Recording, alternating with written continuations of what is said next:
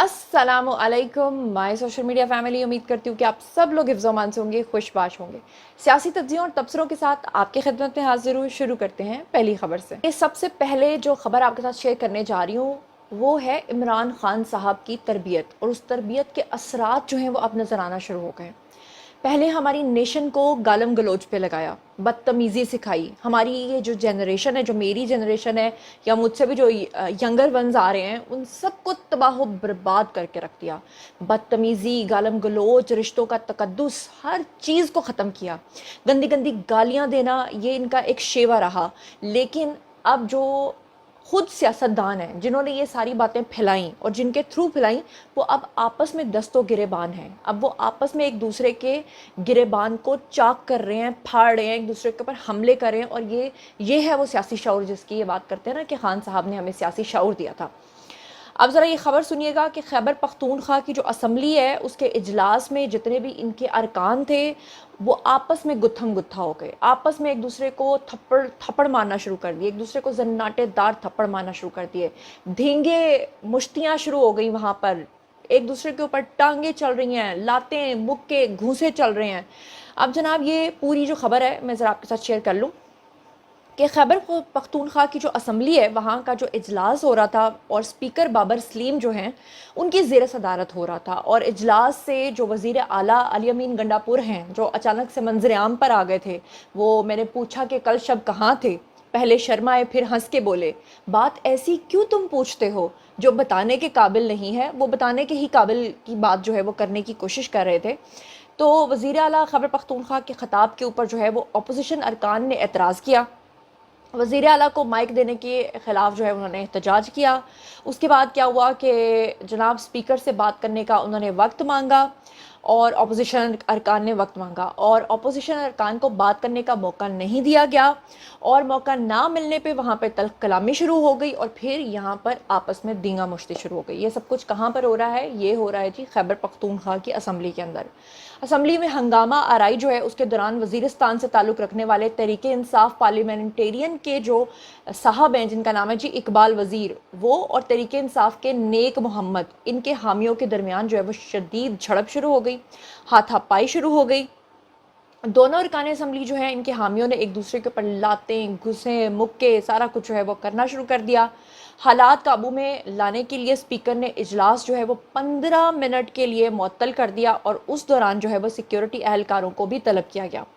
हंगामा आराई करने वाले 3 अफराद को गिरफ्तार भी कर लिया गया। सिक्योरिटी ने तमाम गैर अरकान को असम्बली से बाहर भी निकाल दिया।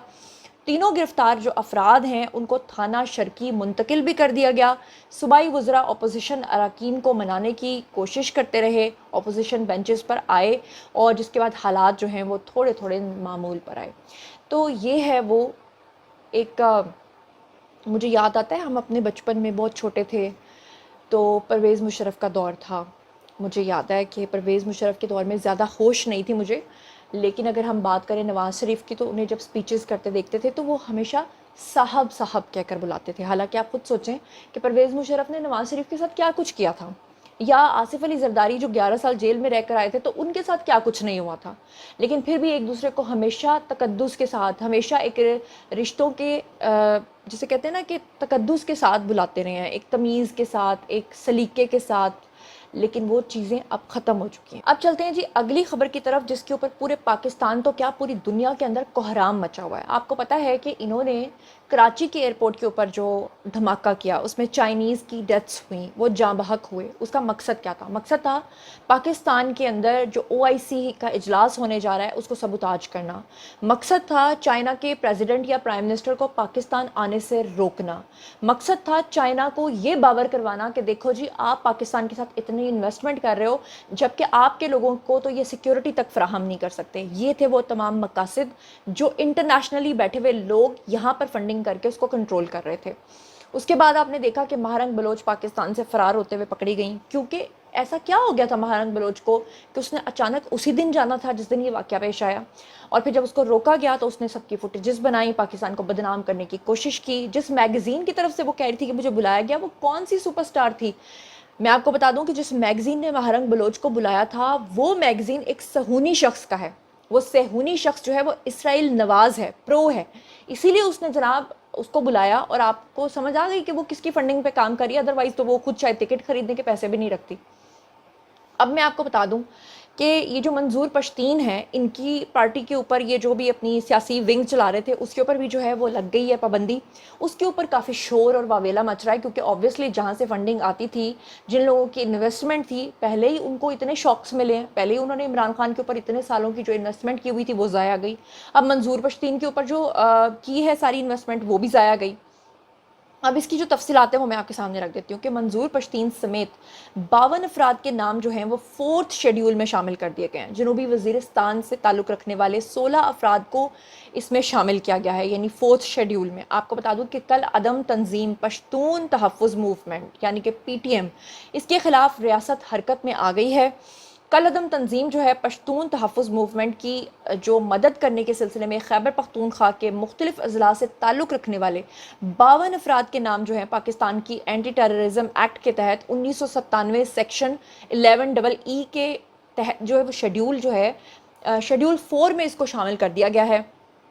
आपको बता दूं कि जनूबी वज़ीरिस्तान से ताल्लुक़ रखने वाले जो 16 अफराद हैं इनको इसमें शामिल किया गया है, जिनके नाम मैं आपके सामने ले लेती हूँ। जिसमें सबसे पहले मंजूर अहमद पश्तीन हैं, फैसल गाजी हैं, जमाल मालियार हैं, आलम ज़ेब हैं, मोहम्मद समी उर्फ पश्तीन, हयात ख़ान, अमीर हमज़ा, इश्तियाक महसूद, और उसके बाद मोहम्मद बिलाल, उसके बाद अब्दुल कहार, उसके बाद डॉक्टर सैयद आलम, सैफुर रहमान, मुर्तज़ा ख़ान महसूद, मुस्तफ़ा चिमटू और मोहम्मद फ़ारूक और मोहम्मद सज्जाद। ये इन 16 लोगों के नाम हैं, जिनके नाम जो हैं वो 4th शेड्यूल में डाले गए हैं। इसके अलावा सवाबी से ताल्लुक़ रखने वाले 5 अफराद को भी इस शेड्यूल के अंदर शामिल किया गया है, जिसमें खैरुल अमीन है, लियाकत अली सैफ, यूसुफ ज़ई, उसके अलावा इरफान मजनू, मोहम्मद अली और मोहम्मद उस्मान, ये इसमें शामिल हैं। बाजोड़ से भी 6 अफराद को इसमें शामिल किया गया है, जिनके नाम सलमान ख़ान है, सुभान अल्लाह, अबूज़र ख़ान है, गैरत ख़ान है, सुभान अल्लाह, लेकिन गैरत तुमको आती नहीं, वाह वाह वाह वाह। लोग भी क्या सोच के नाम रखते हैं, या फिर पेरेंट्स भी बेचारे उनकी रूहें तड़प रही होंगी।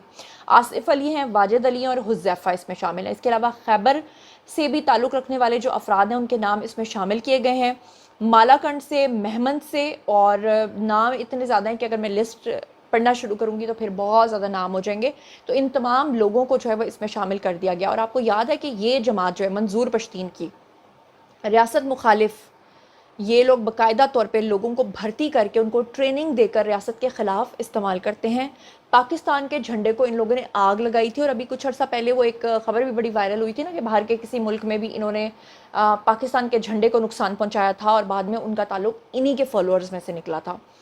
तो बहरहाल अच्छी बात है, देर आए दुरुस्त आए। हुकूमत ने, रियासत ने बड़ा सब्र किया, बड़ा इंतज़ार किया, लेकिन आखिरकार उन्होंने फिर इसके ऊपर अमल किया। अब चलते हैं जी अगली खबर की तरफ। तो अगली खबर ये है कि जितने भी PTI के सपोर्टर्स हैं जो ये समझते हैं कि खान साहब रियासत मदीना लॉन्च करने वाले थे और अचानक से रियासत मदीना लॉन्च होते होते रह गई, क्योंकि खान साहब जो हैं वो एक मर्द मुजाहिद थे और जो ला इलाहा इल्लल्लाह के पीछे लगे हुए थे।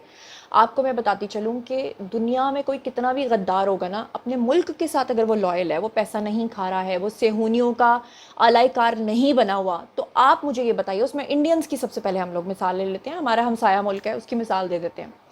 इंडिया में आप देखें कि BJP कितना जुल्म सितम ढा रही है, और वो दूसरी जो अपोजिशन जमातों के लीडर्स हैं उनको जेलों के अंदर भेज रही है, लेकिन उसके बावजूद वो एटलीस्ट अपने मुल्क के साथ तो लॉयल हैं। आप अंदाज़ा कीजिए कि कितना भी प्रोटेस्ट हो रहा हो, कुछ भी हो रहा हो, जब वहाँ की किसी पॉलिटिकल पार्टी को ये कहा जाता है कि बाहर का कोई वज़ीर आज़म, कोई प्राइम मिनिस्टर कोई आ रहा है, कोई सदूर आ रहे हैं, कोई डेलीगेशंस आ रहे हैं, तो एटलीस्ट आप लोग अपनी इस चीज़ को डिले कर दें, तो वो फ़ौरन उसको कैंसिल कर देते हैं। वो कहते हैं ठीक है जी, वो डेलीगेशन चला जाएगा, हम बाद में इस चीज़ को करेंगे। PTI को कितनी बार कहा गया है कि OIC होने जा रहा है, मलेशिया के वज़ीर आज़म होकर गए हैं, डॉक्टर ज़ाकिर नाइक भी होकर गए हैं, और भी शख्सियात आ रही हैं। अभी हमारे प्राइम मिनिस्टर ने ऐलान किया है कि सऊदी अरब पाकिस्तान के साथ $2 अरब की सरमायाकारी करने जा रहा है। दूसरे ममालिक पाकिस्तान के ऊपर एतमाद का इजहार कर रहे हैं। तो ऐसे में आप लोग इस चीज़ को डिले कीजिए। अगर डिले करना होता तो फिर ये 9 में करते ही क्यों? चलो अगर फ़र्ज़ करो कि 9 में से इन्होंने सबक सीखा होता, तो एटलीस्ट ये अभी जो इन्होंने किया है وہ نہ کرتے، اور اس کے باوجود بھی اب نئی خبر یہ ہے جناب جی کہ تحریک انصاف نے ایک بار پھر سے احتجاج کی کال دیتی ہے۔ اگر آپ ٹویٹر پہ جائیں اور آپ دیکھیں کہ وہ کس طرح کی اشتعال انگیزی پھیلا رہے ہیں، کس طرح کی باتیں کر رہے ہیں، کس طرح سے اکسا رہے ہیں، اور یہ کہہ رہے ہیں کہ پورے پاکستان کے ہر ڈسٹرکٹ سے لوگ باہر نکلیں تاکہ پولیس کے لیے ان کو کنٹرول کرنا مشکل ہو جائے اور ہم خان کو ڈیالہ جیل سے چھڑا کر لے جائیں۔ اور مقصد صرف خان کو ڈیالہ جیل سے چھڑانا نہیں ہے، بلکہ مقصد آگے اپنی پوری ایک لسٹ جو ہے وہ دے کر ریاست کو بلیک میل کرنا ہے۔ اب ذرا میں آپ کو بتا دیتی ہوں، سوشل میڈیا پلیٹ فارمز کے اوپر پاکستان تحریک انصاف کے جو سینٹرل پنجاب کے صدر ہیں جی حماد اظہر، انہوں نے اپنا ایک پیغام دیا ہے جس میں انہوں نے کہا ہے کہ تحریک انصاف 11 اکتوبر کو ملتان اور ساہیوال، جبکہ 12 اکتوبر کو گجرانوالہ اور سرگودا میں بھی احتجاج کرے گی۔ ساتھ ہی انہوں نے کہا کہ پنجاب کے صدر جو حماد اظہر ہیں، انہوں نے کہا کہ احتجاج کا جو شیڈیول ہے اس کے مطابق انہوں نے لکھا 13 اکتوبر کو ڈیرہ غازی خان ڈویژن میں، 14 کو جو ہے لاہور میں، اور پھر فیصل آباد میں احتجاج کیا جائے گا، یعنی پورے پاکستان میں۔ پھر انہوں نے کہا کہ پنجاب کے شہروں میں احتجاج کے بعد پاکستان کو اسلام آباد میں کال دیں گے، یعنی کہ پہلے ہم ہر ڈسٹرکٹ میں، ہر ضلع میں، ہر تحصیل میں جو ہے وہ یہ سب کچھ گند پھیلائیں گے، اس کے بعد ان سب کو چارج کریں گے، پھر ان سب کو کہیں گے کہ اب آپ لوگ اکٹھے ہو کر اسلام آباد پہنچو۔ انہوں نے کہا جی central Punjab P T I Hammad Azhar جو ہیں ان کا کہنا تھا کہ ملک میں عوام کی حاکمیت کی خاطر احتجاج جاری رہے گا۔ اب آپ کو سمجھ آ گئی کہ اگر یہ لوگ ملک کے ساتھ لائل ہوتے نا، ایٹ لیسٹ جو لوگ پی ٹی آئی کو سپورٹ کرتے ہیں، ایٹ لیسٹ وہ اب تو اپنی آنکھیں کھول لیں۔ اور مجھے خوشی ہے اس بات کی کہ میرے اتنے ولاگز اور اتنے ثبوت دکھانے کے بعد بہت سے لوگوں نے کامنٹ سیکشن میں مجھ سے آ کر معافی مانگی ہے۔ مجھے معافی منگوانے کا کوئی شوق نہیں ہے، مجھے اپنے ملک اور اپنی ریاست سے بڑا پیار ہے، لیکن ایٹ لیسٹ اللہ کا لاکھ لاکھ شکر ہے کہ لوگوں نے آ کر یہ معافی لکھی ہے کہ ہم تو آ کے کامنٹ سیکشن میں آپ کو گالیاں دیتے تھے، لیکن آپ کی تو ہر خبر وقت کے ساتھ ساتھ سچی ثابت ہوتی گئی، اور وہ جو ہمارے آنکھوں کے اوپر پردہ پڑا ہوا تھا وہ پردہ فاش ہوتا رہا، اور ہمیں پتہ چلا کہ کام کرنے والے کون ہیں اور انتشار پھیلانے والے کون ہیں۔ اور آپ کا بہت شکریہ کہ آپ نے ہماری آنکھیں کھولی۔ تو بات یہ ہے کہ میرے ولاگز کی وجہ سے آنکھیں نہیں کھلی، میں نے تو صرف فیکٹس آپ کو دکھائے، فیکٹس تو آپ کو پہلے بھی نظر آ رہے تھے۔ بات یہ ہے کہ جب آپ ہدایت اللہ سے مانگتے ہیں نا تو پھر اللہ ہدایت ضرور دیتا ہے۔ تو جناب یہ تھا آج کا ویڈیو، باری ہے جی آپ لوگوں کی، آئیے کامنٹ سیکشن میں اور بتائیے کہ آپ ان تمام خبروں کے بارے میں کیا سوچتے سمجھتے ہیں۔ جو کچھ بھی آپ سوچتے سمجھتے ہیں شیئر کیجیے، پرسنلی جواب دوں گی۔ مزید خبریں، ولاگز، انٹرویوز اور سیاسی تجزیے جاننے کے لیے میرے ساتھ کنیکٹڈ رہنا ہرگز مت بھولیے گا۔ چینل کو سبسکرائب کر لیجیے گا۔ اپنا بہت خیال رکھیے گا۔ اللہ نگہبان۔